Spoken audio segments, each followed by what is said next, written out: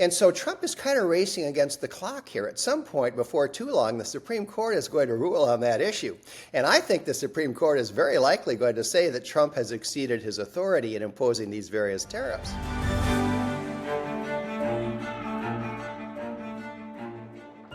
John Hinderaker, president of the Center of the American Experiment, thank you so much for joining the Trump Report. Great to be with you, Maddie. Great to have you back on, John. It's been a while, and obviously so much has happened since you were last on the show, I think in around February. But I want to start off with a few comments from Donald Trump in the last few days that have been making headway. Donald Trump, while on Air Force One flying from Kuala Lumpur to Tokyo, he was asked whether he would consider running on someone else's ticket in 2028 as the vice president, and then potentially, I guess, get that candidate to resign once sworn in, and then Trump would assume the position, of course, which I guess is the 25th Amendment if they step down. So he responded to that saying that, yeah, I would rule that one out because it's too cute. I think people wouldn't like that. It's too cute. It wouldn't be right. So John, can Trump even do this? Can he even run as the vice president?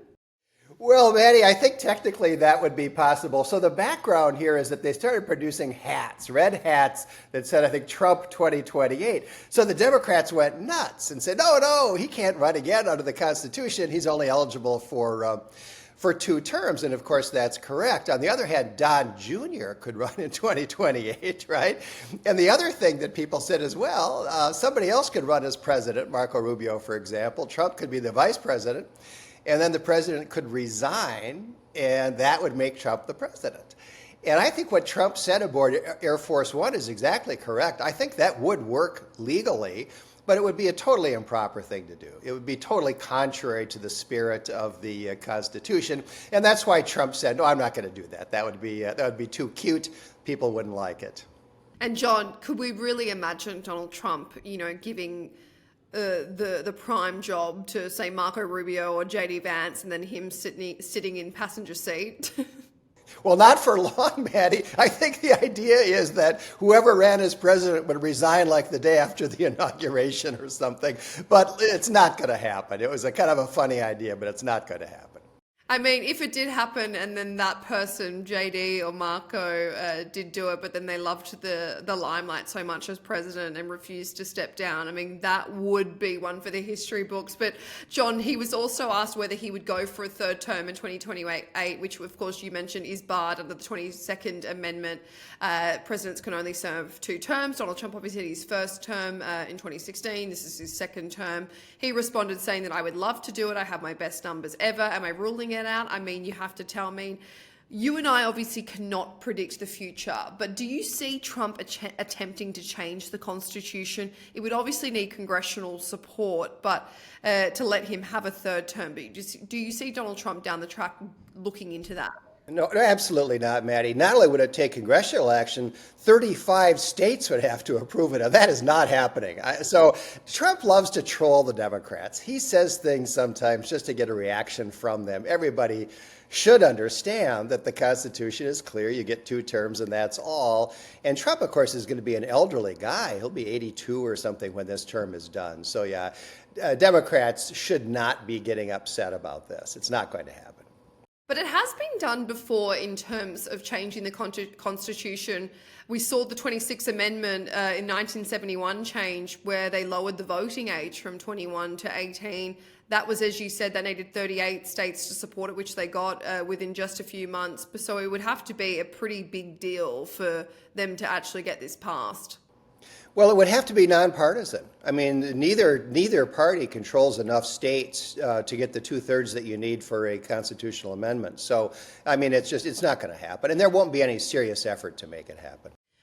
Keeping on what's happening in the global stage, John, Donald Trump, he's been on his Asia tour where he's been in Japan, currently meeting with the new PM, Sanae Takachi. Trump promised a new golden age of alliance between the United States and Japan. Do you see this happening between the 2 nations, given that Trump has been in current tariff disputes with Japan? Actually, I think what Trump said may be exactly right. It looks like they've got a new trade deal worked out. It provides for, I think, about $500 billion in Japanese investment in the United States. and I think a 15% tariff on Japanese goods. The other thing that Trump really wants is increased military presence by Japan. Trump and his administration are very concerned about the growing Chinese military threat in the Pacific. And Japan is an important country to help counter that threat, and they have been increasing their military spending. And I think under this administration, Japan is going to be doing more to beef up its military forces. Trump will then travel to South Korea to attend APAC this Thursday, Friday, John. That's kind of the main event. We will see him actually have a meeting with Xi Jinping on the sidelines. We didn't know if this was going to happen because of the spats that the two have had. And obviously Donald Trump publicly said he didn't know if it was necessary to have a sideline meeting anymore. But it looks as if this will go ahead. They were obviously having their threats of 100% tariffs on China. China was threatening export restrictions. But then Trump said on Air Force One that he has a lot of respect for Xi Jinping. And he says, I think we're going to come away with a deal. So this conversation that they will engage with will talk about trade, they'll talk about rare earth and critical minerals, they'll talk about agriculture, Taiwan and TikTok and so forth. So is it optimistic, do you think, that there will be a trade deal signed away by the end of this week after months and months of back and forth? We'll see, Maddie. There are a lot of issues on the table. You just ticked off some of them. For me, the most important thing is that we've got to stop relying on China for critical minerals, for pharmaceuticals, for products like that are really essential for our national security. We need to disengage from the Chinese as to those critical products and critical materials. You know, one of the things, Maddie, that a lot of people are not aware of is that there is significant legal doubt about whether Trump has the authority, the statutory authority, to impose the tariffs that he has imposed. Two courts, and these are real solid courts, not just some random Democratic Party district court judge. These are solid courts of international trade, have held that the various laws that have been passed that give the president the authority to negotiate tariffs under certain circumstances are not broad enough to support the most of the tariffs that Trump has imposed. And so Trump is kind of racing against the clock here. At some point before too long, the Supreme Court is going to rule on that issue. And I think the Supreme Court is very likely going to say that Trump has exceeded his authority in imposing these various tariffs. And so once he actually gets a trade agreement with a country, China or Vietnam, whoever it might be, well, then the legal issue is moot. The trade agreement is legal regardless of whether his original tariffs were legal or not. I think a lot of people don't realize that. So Trump has got a major incentive here to take advantage. He's really bluffing, in my opinion, to take advantage of the opportunity by making trade deals, because every time he makes a trade deal, that renders moot as to that country the legal question of whether he had authority for the tariffs in the first place. There is concern that Donald Trump, in order to get this trade deal signed, as you mentioned, he's racing against the clock, that he will agree to sell out Taiwan. So that will basically mean that he will respect China's one policy, he will not support Taiwan's independence, and he will vow to Xi Jinping that the United States won't get involved militarily or otherwise and interfere in any future action. Do you see Donald Trump doing that and selling out Taiwan that way? I don't think that will happen, Maddie. The American government has had an ambiguous public attitude toward Taiwan for a long time. Our official policy has been a one China policy, and yet Taiwan has become a very important ally, a very important economic entity in the international trade world. No, I don't think Trump will sell out Taiwan. I think we'll continue to see this environment where American policy is rather ambiguous, but the implicit threat to the communist Chinese is they'd better not invade Taiwan or there will be very serious consequences. The US military has been carrying out air and sea strikes on alleged drug smuggling boats in the Caribbean and off the coast of Venezuela, which I'm sure you're very much across, John. There's been so far 10 strikes and at least 43 people have been killed in what the Trump administration has described as targeting narco-terrorists who smuggle these drugs from South America into the United States. Of course, there is a huge fentanyl crisis in the US, so this is Donald Trump's campaign promise to tackle that. He's been going forward with that since he was inaugurated frustrated. But this decision from the administration to carry out these strikes wasn't done through Congress, wasn't done with congressional approval. And Rand Paul, a fellow Republican, has called out Donald Trump for doing so. He said that a briefing is not enough to overcome the Constitution. The Constitution says that when you go to war, Congress has to vote on it. The drug war or the crime war has typically been dealt with through law enforcement, and so has to be alleged that these people are drug dealers, and we've got no evidence presented. So at that point, we will call them extrajudicial killings. At this point, he says, this is what China does, this is what Iran does, without ever presenting any evidence to the public, so I think it's wrong. So, I mean, those are fighting words there from Rand Paul to call out his own administration for doing this, carrying out these strikes without congressional approval. Do you think he's alone in that mantra, John? Well, this is a debate, Maddie, that goes back all the way to the Thomas Jefferson administration. Under the Constitution, it's Congress that has the power to declare war, but the president is the commander-in-chief. And so for over 200 years, presidents have used their authority as commander-in-chief to carry out this kind of low-level military action. And they clearly, I think, have the right to do that. Whether anybody in Congress objects is largely a partisan matter. So, for example, Barack Obama carried out a number of missile strikes in the Middle East, one of which killed an American citizen. And for the most part, the Democrats in Congress had no problem with that. Rand Paul is an opponent of strong presidential power. He's logically consistent. You know, you have to give him credit for that. So regardless of the party of the president, he objects to this kind of military action. But this is a debate that goes back for well over 200 years, and what Trump is doing is consistent with what many presidents have done in the past. Well, Trump told reporters we'll probably go back to Congress and explain exactly what we are doing, but we don't have to do that. So it's quite divisive to say he doesn't need the approval of Congress. And as you mentioned, legally, yes, he doesn't. But it's more that, what if this war escalates, John? What if it results in attacks from South American countries? There's 43 people killed so far. How do you think Congress will respond to that? That Donald Trump himself got them involved in this? Well, I don't see any prospect of that happening, Maddie. I mean, Venezuela is a wreck of a country. It used to be one of the richest countries on earth. Now it's one of the poorest as a result of having a socialist government. They don't have any military force that would cause them to even dream of starting a war with the United States. So I don't really think that is a realistic possibility. Rand Paul, he also mentioned something else which I thought was interesting. It's, of course, day 28 of this government shutdown. Congress still seems to be quite divided over what to do. Rand Paul suggested an idea when he was on Fox News. He said that I suggest that President Trump comes forward and names 3 Republicans and 3 Democrats in the Senate and an official commission to figure this out over a 1-month period and come back with a solution. But in exchange for that, I think the Democrats need to open the government for a month, and then we need to pay the workers, pay our soldiers. What are your thoughts on that possible solution, John?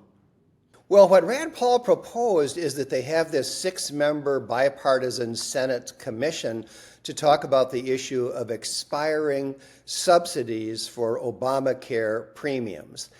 And I don't think that idea is going anywhere. What's happening here is that when the Democrats wrote the Obamacare bill, I think it was 15 years ago, that bill provided that the premium subsidies would expire now. And so they are expiring pursuant to the law that the Democrats passed. I don't think a single Republican voted for it. It really has nothing to do with the government shutdown. It's just one of the things that the Democrats are demanding. They want an extension of those Obamacare premium subsidies. The Republicans would rather scrap that law altogether or certainly drastically reform it, but not simply extend those subsidies. Do you see an end in sight at all for this government shutdown, John? Well, it has to end, doesn't it? What the Democrats are trying to do here is really reverse the results of the 2024 election. They're demanding that the Republicans, in effect, give up their majorities in both the House and the Senate, and they want to undo the legislation that was passed and signed into law by the president in July so that, for example, they can provide free, unlimited health care to all illegal aliens. And there's no way that the Republicans can go along with that. I mean, it's just an outrageous series of demands from the Democrats. And I think there's no way the Republicans can say, okay, we are going to allow you, in effect, to act as if you had the legislative majorities that, in fact, we have. And so I think at some point, the Democrats have to stop filibustering the spending bill, which is what happened. The Democrats have filibustered that continuing resolution, and maybe there'll be some kind of a fig leaf concession that the Republicans make. But I think essentially the Democrats have got to give up on some of these very extreme demands. But John, the Democrats' argument is that they're not asking for health care for illegal immigrants. It simply isn't true, Maddie. If you read the Democrat bill and you read the Republican bill, that's one of the fundamental differences. I mean, they say that because they know how unpopular it is to give unlimited free health care to all illegal aliens. But that absolutely is one of the major differences in the two bills. But when you look at healthcare in America, John, do you think it's fair? Do you think there are vulnerable groups that don't have access to it? So now is the time to be, doing this filibuster, to basically be standing their ground and saying, well, now is the time that I can actually leverage this and trying to get better healthcare for smaller minorities, for the groups, especially the lower income Americans. Well, we spend an enormous amount of money on Medicaid, which is the program for lower income Americans, an enormous amount of money. And the legislation that was passed in July doesn't change that. What it says is a couple of things. Number one, no illegal aliens. And that obviously is what most Americans want. Number two, if you're going to get Medicaid, you have to do something. You have to either work or look for work or be a student or volunteer in your community. You have to do something to qualify for Medicaid benefits, and the Democrats don't like that. So those are the fundamental things that we're talking about. No one is debating whether we're going to spend uncounted billions of dollars on health care for poor Americans. But what about those Americans who can't work, John? There'd be disabled Americans, there would be elderly Americans, there would be, ones who have fought as veterans that can no longer work. Whatever the reason, should there be exceptions for them to be able to have Medicaid? Well, there are. No, in the bill as it was passed in July, sure, if you're disabled and can't work, you get Medicaid. That's not in dispute. We're talking about able-bodied people. The bill that was passed in July says that if you are an able-bodied person and you want Medicaid benefits, you've got to either work or look for work or volunteer in your community or be a student. It's a very, very low bar, but that's what it is that the Democrats are trying to undo.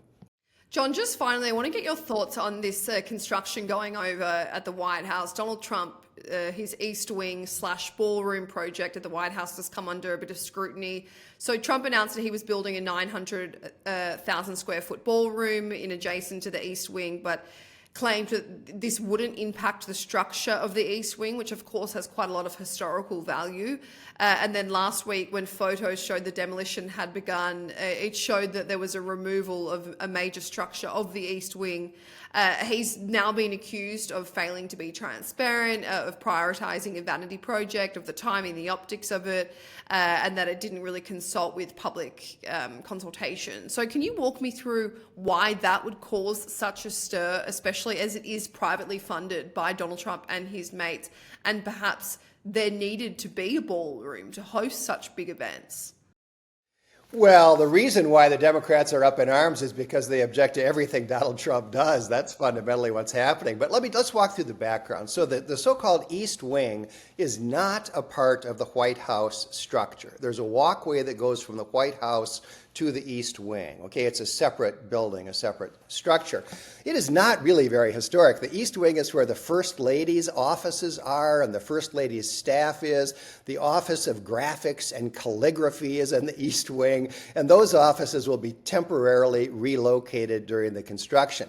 So what's happening is that they're demolishing that building, which I think only dates to like 1942, and they're going to replace it with an East Wing that is twice as large. And again, there's no government money. It's all paid for by private contributions. And one of the things that they're installing here is this big ballroom complex where if they have a big event with foreign dignitaries, they can now have it indoors. And Maddie, a lot of people don't realize this, but when they have a big event with a lot of dignitaries invited to the White House, they don't have a space to host it. What they do is they put up a tent on the lawn of the White House, and these visiting VIPs from foreign countries have to use porta potties. Okay, that's what we're doing now. And Trump is completely right in saying, well, come on, that's not really acceptable. And so we're going to have a nice new modern structure with adequate space so that when they have these large events, they have an indoor place to have them. That's what's going on. There's no public money involved, and there's no reason why the Democrats should be up in arms about it, except that they oppose every single thing that President Trump does. The inauguration of presidents, John, it always takes place on January 20, which is, of course, in the dead of winter in Washington, D.C. Bad weather this year meant that Donald Trump's inauguration had to be taken inside because it's usually held outside. Is that something that you'll see happening in the future? This won't be done for a number of years, but we'll see the inauguration take place inside this ballroom. I don't think we'll see that, Maddie. The inauguration has always been at the Capitol, and normally it's on the Capitol steps, and as you say, because of the weather, they moved it indoors to the Capitol Rotunda. But I think the inauguration is going to stay at the Capitol. I'm not sure if that's a legal requirement or not, but I'm sure it's going to continue that way. John Hinderaker, thank you so much for joining the Trump Report today. Great to be with you, Maddie.